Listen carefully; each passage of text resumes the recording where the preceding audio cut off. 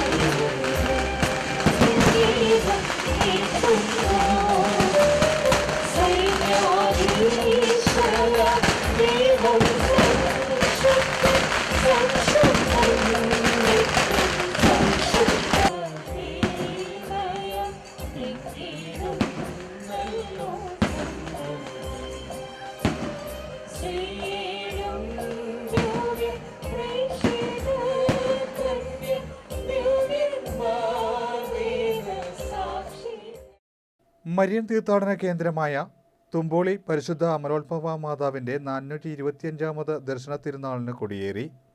November 28 മുതൽ December 15 വരെയാണ് ചടങ്ങുകൾ നടക്കുക. ഡിസംബർ 8-നാണ് പ്രധാന തിരുനാൾ ദിനം. Reverend father Bency Sebastian Kandanad കൊടിയേറ്റിന് നേതൃത്വം നൽകി.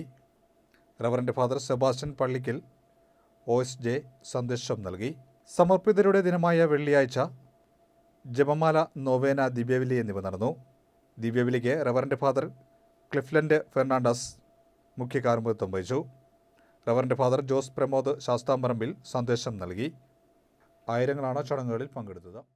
പരിശുദ്ധ മാതാവിൻ്റെ ദർശന തിരുനാളിന് നാന്ദി കുറിക്കുന്ന ഈ ദിനത്തിൽ കൊടിയേറ്റുവാനായിട്ട് ദേവാലയത്തിൻ്റെ തിരുനടയിൽ നാം ഒരുമിച്ച് കൂടിയിരിക്കുക. ദൈവത്തിൻ്റെ അത്ഭുതകരമായ ഇടപെടലിലൂടെ പരിശുദ്ധ കന്യാമറിയത്തിൻ്റെ വിശിഷ്ട തിരുസ്വരൂപം തുമ്പോളിയുടെ ആത്മാവും ദേശാന്തരങ്ങളിൽ നിന്ന് ഇവിടെ വന്നണയുന്ന പരസഹസ്രം വിശ്വാസികളുടെ അഭയവുമായി തീർന്നിട്ട് 425 ആണ്ടുകൾ തികയുന്നുവെന്ന സവിശേഷത ഈ വർഷത്തെ തിരുനാളിന് മാറ്റുകൂട്ടുന്നു. കർത്താവായ ദൈവത്തിന് നമുക്ക് നന്ദി അർപ്പിക്കാം.